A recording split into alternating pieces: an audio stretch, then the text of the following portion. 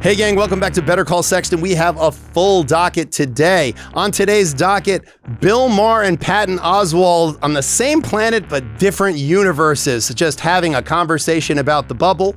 We talk about divorce being the new culture war. We talk about whether or not you should have to ask for an infant's consent when changing their diaper, or maybe we could just leave them in the dirty diaper. It might be easier than trying to have a whole woke conversation with them. And we talk about a Sexton-ism, all this and more. Let's get after it.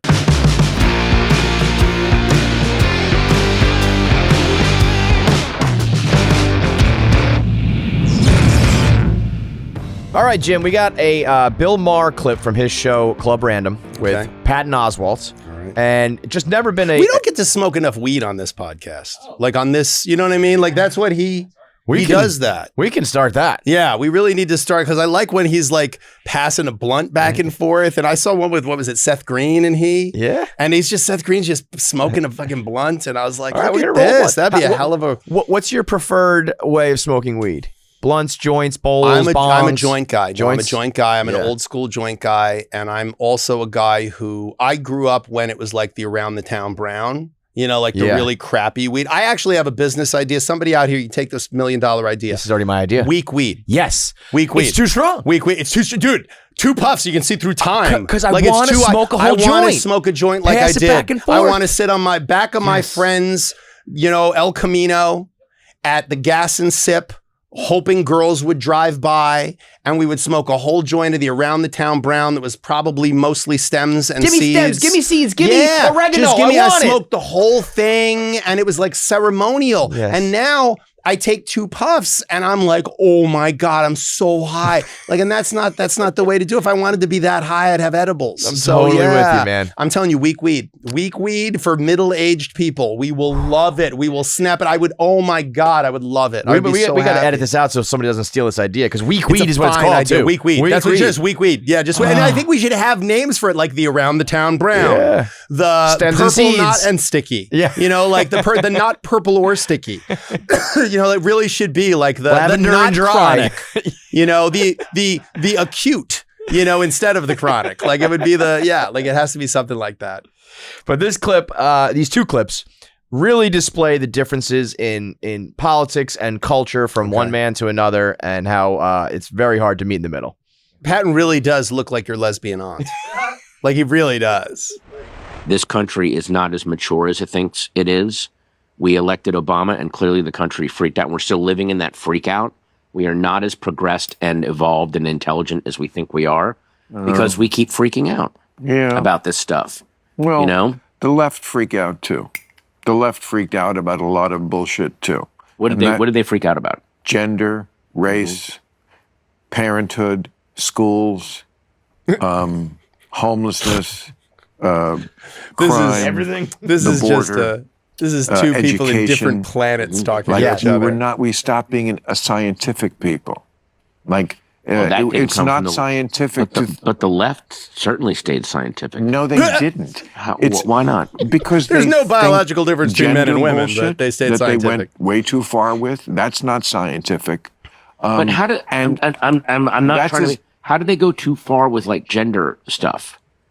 And I'm not instead of well, did he really just say that? If I was teaching children, what I would teach them is there is a default setting for the human being, which is heterosexuality, but that doesn't mean every person is that, and we should completely respect everyone who isn't that. So yeah it's just the differences and the bubble, and if you're in the bubble and out of the bubble, and if someone tells you you are in the bubble when you don't think you're in the bubble, it's just not translating. You know, Patton Oswald used to be funny. It's actually hard to tell my kids that now, where I'm like, hey, Patton Oswald, like 20 years ago, was actually like a decent stand-up comic who had like a controversial act and like said the quiet parts out loud. And then I don't know what happened. He got like, I don't know, blue pilled. I don't know what happened. Like he got so lame and unfunny.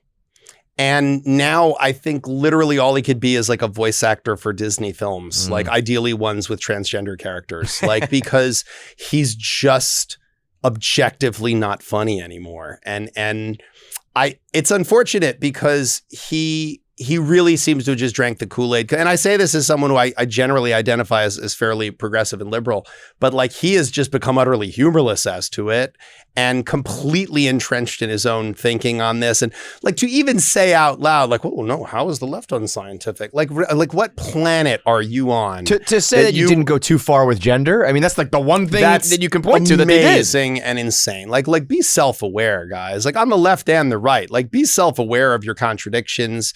Be aware of the vulnerabilities in your argument. Like straw man and steel man your arguments. Like as a lawyer, I have to tell you, I am more interested in the other side's argument than my own. Like I want to know every bit of their argument and be able to shore up defenses against it and see where it's vulnerable.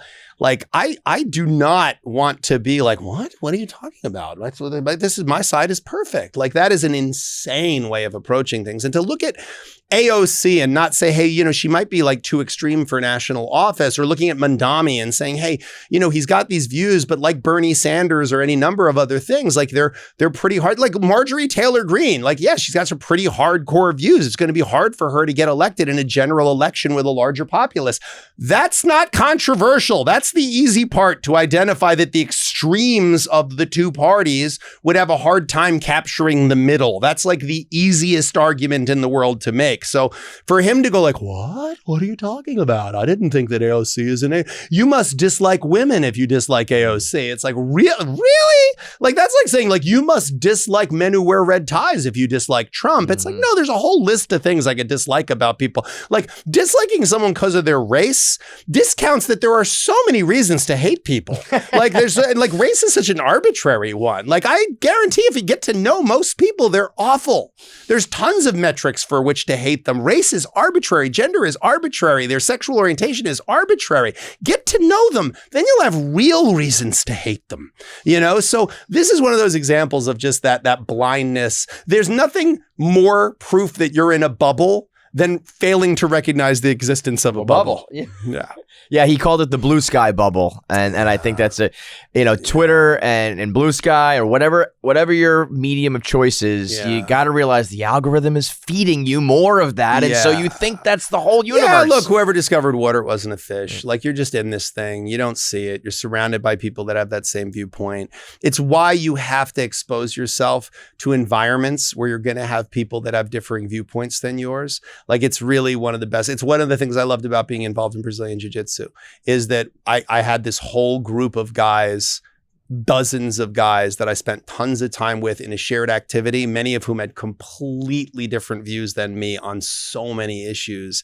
And we just had a bond of affection and loyalty and friendship with each other that transcended political views. And it actually, because we liked and respected each other so much, it divided class lines, sexual orientation, political, all those things, religious views, everywhere. We had Muslims on the mat, we had Christians on the mat, Jews on the mat, and everybody just sort of was there for this shared activity. And because you had this bond with this person, when you saw, okay, there are differences between us, you were like, right, but it's Brian. Like, I love Brian. Like, Brian loves me. Like, we're buddies. Like, okay, so I disagree with Brian on X, Y, and Z. Like, he must have reasons. Like, you have this entry point of, well, there's good faith. There must be a good reason. Like, there must be a reason he feels that way. So I'm going to respect him. And I think that that is a much better way to approach the universe. Divorce being a potential new culture war is something I just read about. This is from Ryan Berg's Substack. And he discusses the differences in political parties and generations in terms of their viewpoints of divorce. Should it be an easier thing to obtain, a harder thing to accomplish? Divorce. Do you foresee that kind of becoming a part of this culture war? It's already part of the culture wars. I mean, I had a debate with Matt Walsh about this on the Daily Wire. And, you know, they flew me out to Tennessee to have that chat. And I thought it was going to be a much more heated debate than it was, because Matt and I have very differing views on certain things. But he opened up by saying like, oh, I've listened to your stuff and I agree with like 90% of what you say, which I was like, wah, wah, wah, you know. But no, it was good. I mean, you know, I think that the right has been talking a lot about no-fault divorce as being the boogeyman, and I think that that's a misplaced argument. I don't think that, I think barriers to exiting marriage, if you made more barriers to exiting marriage, all you would have is more unhappy people having a difficult time getting out of the relationships. It's kind of like saying, these emergency rooms, people are always showing up with broken bones at these emergency rooms. So we got to close the emergency rooms and then people won't be as reckless in their behavior. That's ridiculous. People are still going to get injured and they're going to need a place to go and get the broken bones. I don't think anybody, when they're deciding whether to do something reckless or not, is going, well, where is the closest emergency room? So I think that barriers to entry of marriage would be better. Like you get a driver's license. You have to take a written test. You have to take a class. You have to get a permit. You have to drive for a certain period of time. Then you have to pass a practical driving test. And then you still have a conditional license for a period of time that has restrictions on it. You get married. You can get married for $50 by Elvis in Vegas to someone you met 10 minutes before. You don't get a pamphlet as to what impact it had on your rights and obligations, even though it's the most legally significant thing you'll ever do other than dying. And why? We have no barriers to entry. It's literally no barriers to entry. Like you just get married. You just solemnize it. It can be justice of the peace. It can be a religious ceremony. It can just be at the clerk's office. No barriers to entry whatsoever. That's what it should be. You should have a waiting period. I mean, if there's going to be a waiting period for a firearm, there might as well be a waiting period for marriage. Like, let's just decide, like, if this in fact makes sense for the two of us. So I think that barriers to entry would make more sense. But divorce is part of the culture wars. Like, it's tied to religious concepts because there are people that are like, nope, we took a vow. It's solemn. It's a religious principle. It's a sacrament. And what God has brought together may no man take apart. And even if we're miserable, we have to stay married. Anything that intersects sex, gender, economic class, religion, it's going to be squarely in the middle of the culture wars. But I think we're shooting at the wrong targets. Like, I really think, like, I found it so misplaced when marriage equality, gay and lesbian couples being able to marry, when the right was so anti-marriage equality. And it was like, guys, A, heterosexuals are so bad at marriage. Like, how much worse could gay and lesbians be at it? And B, if you hate gay and lesbian people, make them get married like the rest of us. Like, why should they be having all the fun? Like, make them have to do this chore that is so unpleasant for the overwhelming majority of people that you could make an argument that it's legally reckless to do, if not negligent. So, I never understood this idea that, like, well, I think homosexuality and the homosexual lifestyle is dangerous. They should not be allowed to commit to each other for life. What? Like, no, like, arguably, if you are someone who is right-wing conservative, you should be, they shouldn't be out there having wanton sex and just running around with multiple partners, which is the opposite of being married. So you should actually think that them getting married is a good idea. So it never made sense to me. But yes, divorce is squarely in the middle of the culture wars. And, the good news is that I think both sides acknowledge the necessity of it, but both sides have differing perspectives as to how accessible it should be and where the barriers should be, entry or exit. What's the notion? What's the logic behind no barrier? Is it just a freedom thing? Like, yeah, I think that people just feel like, oh no, like the freedom to marry and like the freedom to have children, that if you put any restrictions on it whatsoever, you're impeding people's fundamental rights. It's why the fight for marriage equality was such a thing. It's like the right to pick a partner and to commit to that partner. It feels like that's one of the most basic core rights, the right to see your children. Like, there are certain basic rights that every culture agrees you have a right to marry. Every culture agrees you have a right to have children and to see your children in some fashion, like spend time with them in some fashion, make decisions about them in some fashion. When did marriage become so tied to the government? What's the history of that? Because I would agree that marriage was initially a governmental entity. It wasn't religious. Marriage was initially a way to preserve land ownership. And it was a way to join and fuse clans and families together and expand an empire, essentially, or expand the reach of a particular family or dynasty. It was a way, that's why so many people married their cousins, because it was a way to like keep land in the family. And then it turned into a more religious and romantic notion. And the romantic notion is a fairly new invention, like the idea that you would marry, like children, you would marry and have children, and you'd have children so you'd have people who could work the farm. You'd have children who could engage in tasks and chores. And most women, or a lot of women, died in childbirth. Many children died in childbirth. Children died at a young age because medicine wasn't, germ theory wasn't as advanced as it is. And, for those of you who've never had the pleasure of witnessing one, birth is lots of like bleeding and tearing and all kinds of things. And when you don't have, sanitary protocols and don't understand germ theory, lots of people got infections and died.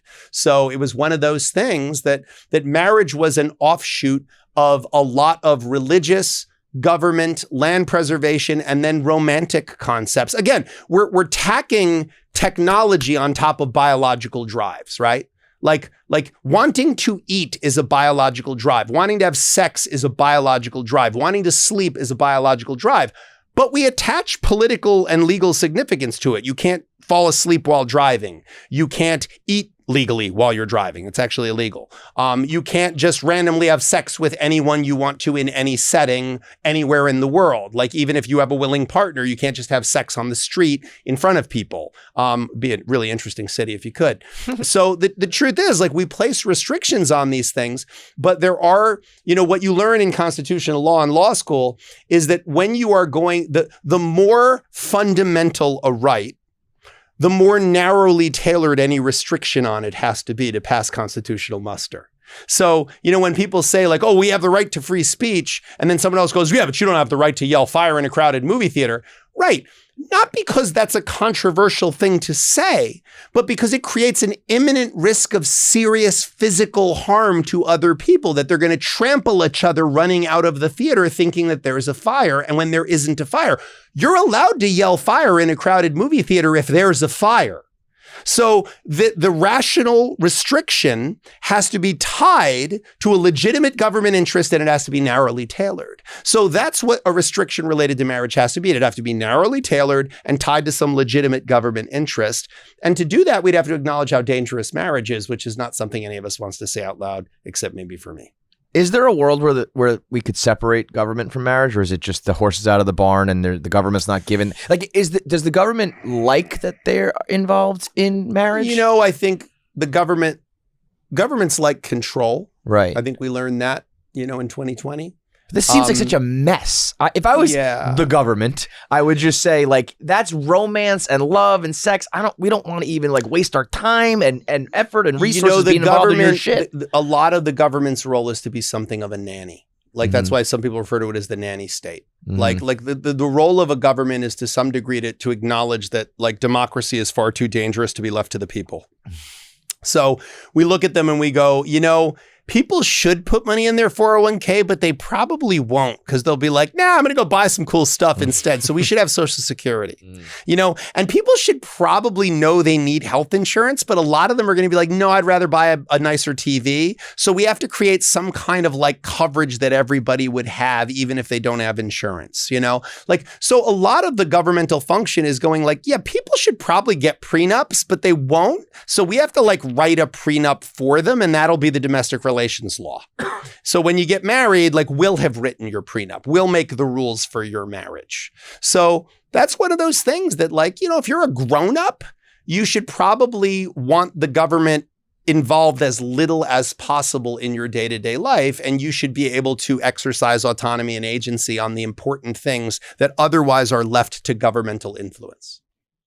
Speaking of autonomy and agency, can't wait to see where this goes. A new study, at least from one group in Australia, says that parents should ask for consent before changing their baby's diapers. I heard this story and I wasn't sure if this was like AI slop or an actual thing. I dug a little deeper and it sounds like, it's one of those like clickbait headlines. I think what this article was trying to say is that it's never too young to teach your children about bodily autonomy. So I think that is actually a worthy point of view, to say that you should teach your children from a young age that there are parts of their body that are private and that they have autonomy over, and that only certain people should touch, and that it's okay if someone is touching you in those places and it's uncomfortable for you to tell them they're not allowed to do that, or to tell an adult. Like, these are basic concepts of consent. I think that's a really good thing. It makes an interesting headline to say that you should ask your child's consent before changing their diaper, largely because infants can't express consent as to that kind of thing, and probably wouldn't understand the necessity of consent or even the necessity of diapers, because they don't really understand the concept of toileting, which is why they're wearing diapers to begin with. So I think it was a clickbaity way to like get that point across. I think if anyone actually took seriously the concept of being like, I'm going to touch you now, is that okay? Like, and the baby's going to be like goo goo gaga. Like, I don't think that makes any sense whatsoever, but you know. Were you a diaper changer as a dad? Yeah, sure. I changed diapers. Yeah. I mean, I was working most of the time, but yeah, no, I changed my share of diapers. And I'll tell you a funny story, actually. My now 28-year-old, he's a lawyer. He's very successful. He just got married. I remember one night, very late, hearing him. We lived in a small apartment. And I remember hearing him like laughing in the crib. And I was like, that can't be good. And I went upstairs and he had somehow reached into his diaper and just pulled poop out and smeared it all over the wall and himself. And he was just covered in just poop. And I remember I got him all cleaned up. And the next day I called my mom. And I said to her, how do you take anything I say seriously? Like, how am I ever going to take this person seriously someday? Like, when he tells me, like, Dad, you don't know what you're talking about when it comes to politics, how am I not going to go like, dude, you covered yourself in your own feces and we're giggling about it. Like, don't tell me politics. And she laughed and she said, well, a lot of stuff happens between, you know? She's like, you kind of get used to, like, they start to form into adults. But yeah, no, I was never afraid of changing diapers. I'm not squeamish. Mm-hmm. Like, I have to tell you, I find men being squeamish very unmasculine. Maybe that's an outdated modality, but like, I just think like guys, I mean, here's a hot controversial take. Like, I think guys that are like, oh, she's got her period. Like, I don't want to like have sex or touch her or anything else. I'd be like, what the fuck is wrong with you? Like, who cares? Like, fuck is what showers are for, dude. Right. Fucking get a towel. I don't know. Like, who cares? Like, play vampire. I don't know what the fuck you want to do.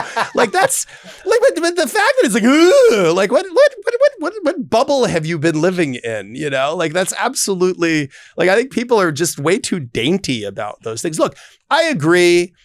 Like, I'm not one of those people that's like, I think it's like people should be leaving the bathroom door open when they're using the bathroom when their partner is around. Like, leave some romance to things. Like, leave people being masculine and feminine and it looking, but like, dude, like, calm down about diapers. Like, oh no, or the baby threw up. Like, oh, like, just clean it up. Like, good Lord. Like, what are you, be a grown up? The paradox of older generations being like, I'm not changing diapers.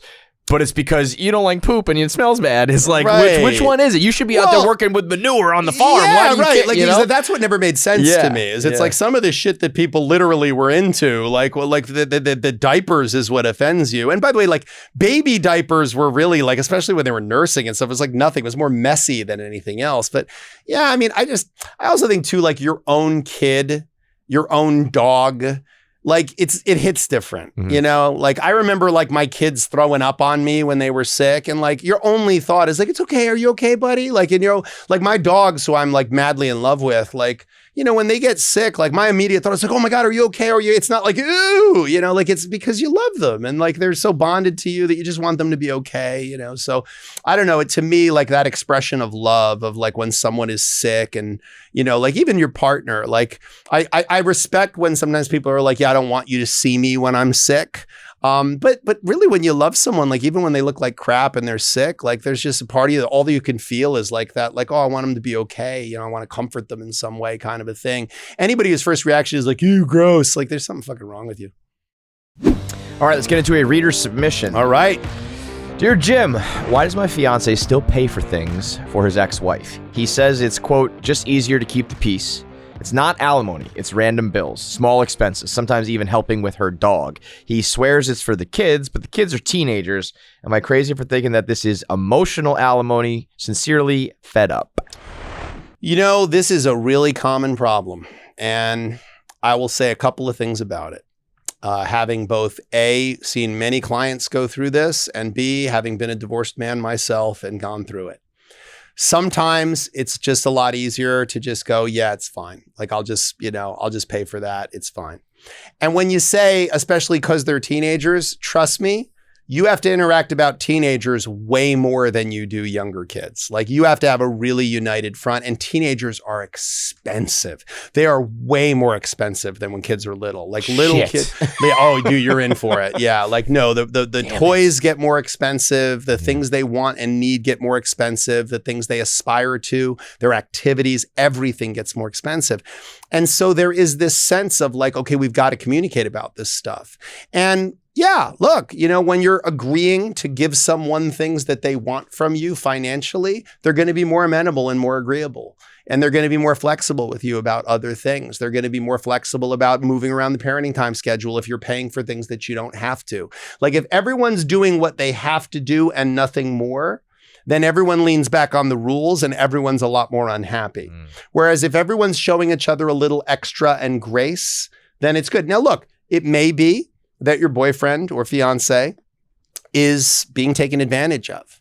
And by the way, he has a right to be taken advantage of if he decides he wants to be. But it may be that he doesn't see he's being taken advantage of. He thinks that he's like being a good co-parent, or he's making up for some guilt that he might feel.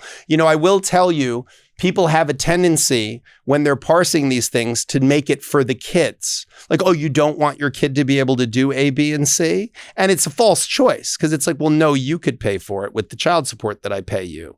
But I will tell you, I'm a divorce lawyer. I fight this fight for people. But in my own life with, my kids were 5 and 7 when my ex-wife and I divorced. I was very quick to just be like, yeah, it's fine. I'll pay for that. Like, yeah, she had a credit card that I was like, that's my credit card. You can use it for anything for the boys. And there were times where she bought things with it that would have easily been properly paid for under the child support that I paid her. But my attitude was whatever, like it's money. Like you can make more money, you'll figure it out. Like I'm not going to fight with my co-parent about that stuff. And by the way, I think it bought me a lot of goodwill, literally. I think it bought me a tremendous sense of, and by the way, I'm not being critical of my ex-wife for that. I think she saw it as, hey, Jim is really committed to my well-being and really sees us as a team still. And he has an abundance of resources and he's not being stingy about that. And he wants me to know that the children are really a huge priority. And by the way, my ex-wife's happiness was a priority for me. It wasn't because I was in love with her anymore. It was for the fact that she's the mother of my kids. If she's in a bad mood, my kids are around a woman who's in a really bad mood. I didn't want that. So I did a lot of things and paid for a lot of things that I probably wouldn't have ever been obliged to pay for and certainly could have got away with not paying for. The question is, what are you buying with that money? Like sometimes people think that if they just pay for enough stuff, that their ex-wife's going to forgive them for all the transgressions, real or perceived, during the marriage. And that's just bullshit. It's not going to happen. Like you're not going to be able to buy your penance. Like it's not going to be like, oh, well, I cheated, or oh, well, the marriage fell apart because of my drinking or my financial issues or my interpersonal issues. And now if I just pay her enough money that she's going to be like, oh, he's a good guy. It will never happen. It will never happen. So don't try to buy your absolution. But if you want to just, pay for some things you don't have to pay for because you want to move the ball and keep the calm and keep the peace. Listen, when you're marrying into someone who has an ex and who has children, they're going to have to deal with that person. You're going to have to learn to fit into that ecosystem. I think there are tremendous benefits to being with someone who is in that ecosystem because I think people who are divorced know a lot about what they don't want in a relationship and what they need in a relationship, and they have an honesty that can be really leveraged in the right ways. I think there is something wonderful about someone who's had the experience of having children, that they're in touch with their heart and themselves and who they want to be. I think a man who has a son, it holds a mirror up to him about what kind of man does he want to model for his son. And he wants to show his daughter what kind of man should she aspire to be with. And he wants to treat his daughter with the love and affection that she's not going to be searching for from other men because she's going to have got it from her father. So there are real reasons, like real benefits to being with someone who is divorced and has children as a romantic partner. And I don't just say that as a divorced person with children or adults now. But I really do think that you have to realize you are navigating a interesting ecosystem that has lots of elements to it. So it sounds like it's kind of a case by case thing, but if you had to generalize, do you think it's better to continue to spend and keep the peace, or is that you should draw a hard line and stop? It sounds like you're leaning more towards I personally lean more towards that, but look, I have to tell you, man, if I'm online in a store and there's the person in front of me and they have a coupon for 25 cents off and it's not scanning, I am never going to say, oh, come on, what is 25 cents? That is not my right to say. 25 cents per person, even if they're a millionaire, they have a right to save 25 cents if they want. Here's what I'll do though. I'll give you $5. Get the fuck out of the way. Keep it moving. I'll give you $5 because you get your 25 cents and another $4.75. You are walking out here better. And I'm crediting your right to have this approach to life, but you're crediting my right to have you get out of my way because my time is worth more than this. So I think that's the kind of situation. It has to be, just be honest with yourself about what you're doing. If you're just paying this person off to keep the peace, that's okay. Perfectly acceptable. Hush money is useful. Like hush money, like keeping the peace with my money is great. Like I always tell people all the time, like don't blame me for being capitalist, blame money and its usefulness in almost every situation. Money makes almost everything better. So there is no reason to not leverage it if you have it into keeping the peace with someone. If you can do it, go for it. Here's a Sexton-ism for today. For those of you who don't know, Sexton-isms are a collection of things I say so frequently to clients that my staff now jokes that they should have their own collection. So here's one that my staff has to hear me say on the phone to clients all the time. It's easy to choose between right and wrong. What's hard is choosing between the righter of two wrongs. Ooh. Okay.